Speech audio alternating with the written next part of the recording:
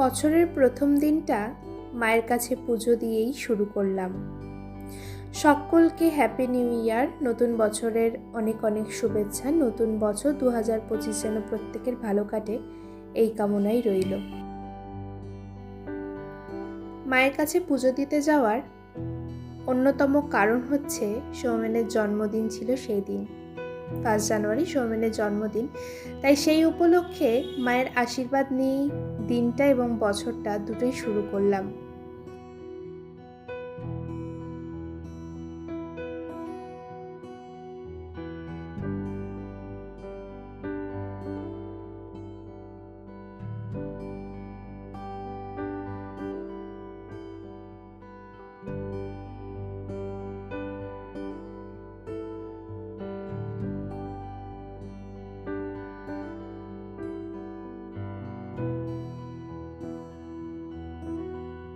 পুজো দেওয়া আমাদের শেষ, এবার পালা বাড়ি ফেরার।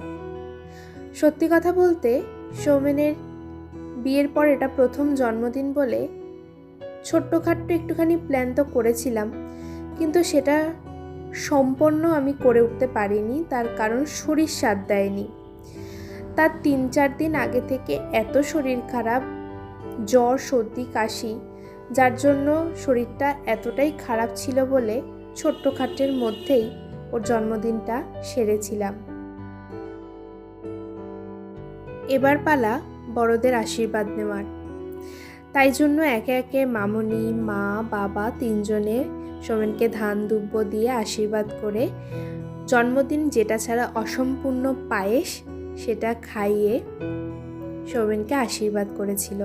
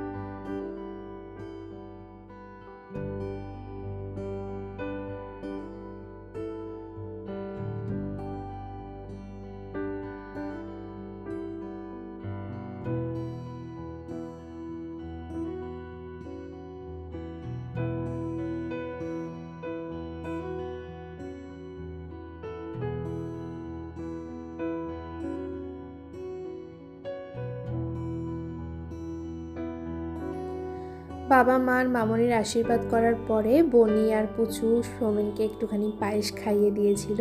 এরপরে দুপুরের খাওয়া দাওয়ার পালা।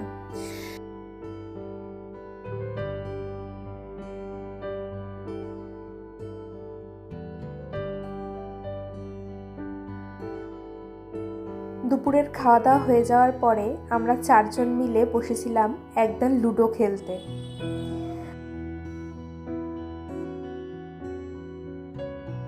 এবার পালা বার্থডে কেক কাটিংয়ের, যেটা ছাড়া বার্থডে তো একেবারেই অসম্পূর্ণ। তাই বার্থডে কেক কাটিং করে সৌমেন, মামনি, মা, বাবা, পুচু, বনি, ভাইয়া সবাইকে খাইয়ে দিয়েছিল। আর সৌমেনের বার্থডেটা এইভাবেই সেলিব্রেট করেছিলাম। আই উইশ যেন ওর প্রত্যেকটা ড্রিম খুব তাড়াতাড়ি ফুলফিল হয়, ওর যা যা ইচ্ছা সব কিছু যেন পূরণ করতে পারে, এই কামনাই করি ভগবানের কাছে। প্রত্যেক বছরের জন্মদিন যেন আমি এইভাবেই ওর সেলিব্রেট করতে পারি। আর আজকের মতন সৌমেনের জন্মদিনের ছোট্ট ব্লগটা এখানেই শেষ করলাম।